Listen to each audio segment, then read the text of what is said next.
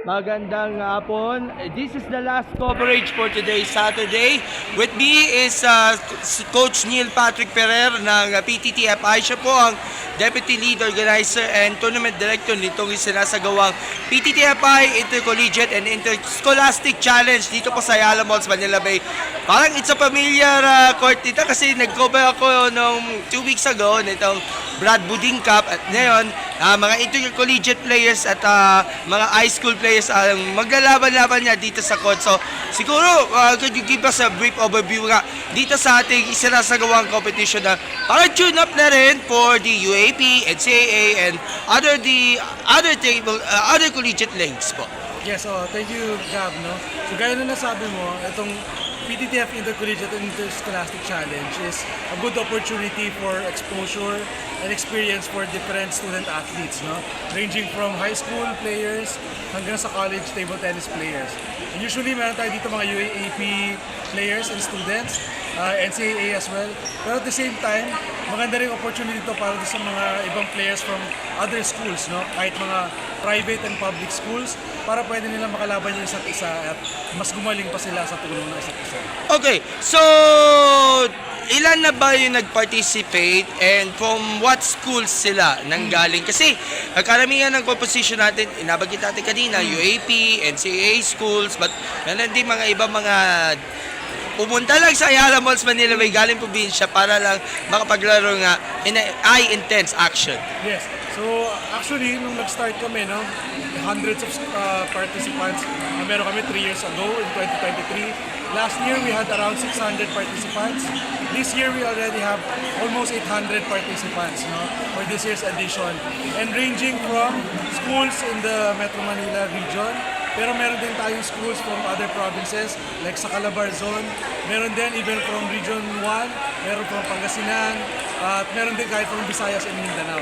So nationwide din ang participation. And this, sabi mo nga, serves sa purpose ka nga. Kasi dito mo na namang sabihin natin, ma-assess yung performance level ng ating mga table tennis players para pagdating nila sa mga collegiate leagues na kanilang sasalihan, mas preparado sila. So, dito natin bibigyan ng avenue or exposure nga yung kanila mga players natin. What can you say po, Sir Neil? Yes, yun talaga yung purpose ng PTTF Intercollegiate and Interscholastic Challenge.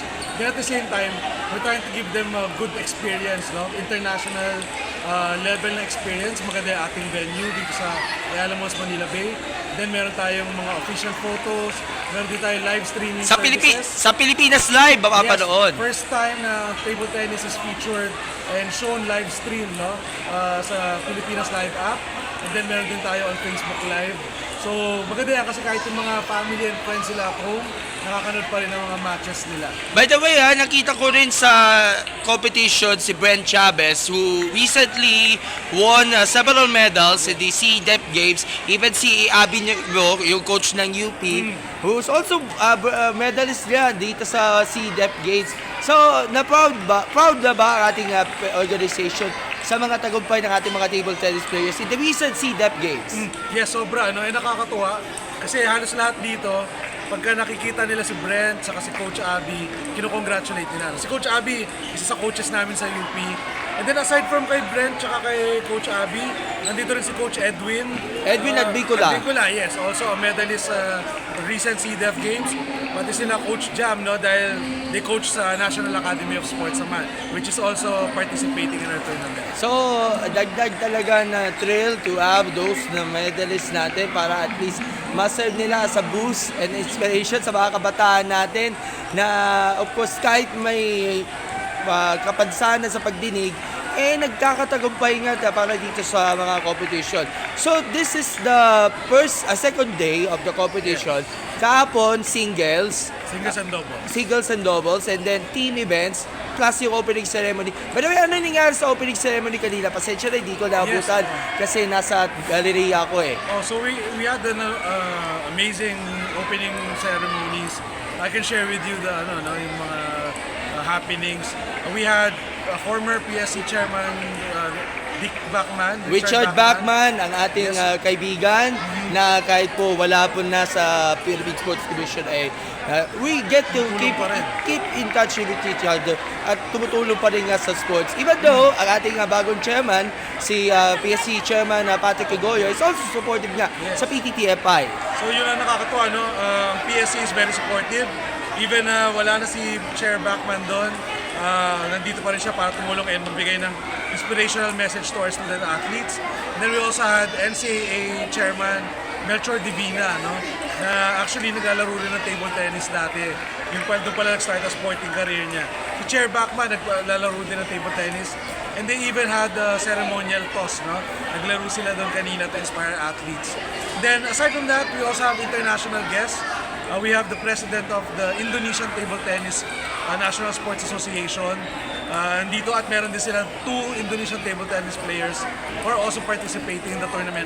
So ang ganda kasi yung mga Filipino table tennis players nagkakaroon din ng chance na makalaro ng mga international players. Pero bukod pa rito, meron kayong Umpire Summit prior to the competition kung saan bibigyan natin ng dagdag kaalaman o knowledge yung ating mga umpires at referees na magagamit ka dito sa competition, Sir Neil. Yes, yung mga umpires and assistant umpires natin dito today for the 3 days of the tournament and even yung ating tournament referee are all certified, no, and all attended yung ating Umpire Summit. So this ensures that the officiating is done really well, no, objectively, at saka mapatakbo na maayos sa ating tournament. So, the last day will be tomorrow. That is the finals of all events. So, ano expectations natin? So, gaya na nakita mo kanina, no, witness mo, Sir Gab, we expect very highly competitive matches, no, high intensity, at saka yung school spirit nandyan. Iba kasi pag pinaglalaban mo yung sarili mo lang, pero iba rin kung pinaglalaban mo rin yung teammates mo, yung mga kakampi mo, schoolmates mo, at saka yung buong school, buong university or college, dala-dala mo yung fighting spirit. Alright, Coach Neil, baka may gusto ko yung pasalamatan at of course, imbitahan nyo sila sa ulig 2 araw. Even though hanggang magsara ang mall, tuloy-tuloy pa rin yan ang competition. Pero para sa mga hindi makakaabot sa Paranaque, para lang manood, you can also watch din sa Pilipinas Live app sa inyong website, sa pilipinaslive.com, and of course sa mobile app. May mga gusto kayo pasalamatan, sir. Yes, sige. Sana wala akong makalimutan. Of course, we would like to thank our sponsors and partners for making this event possible. First, of course, PTTF. We have Ayala Malls Manila Bay.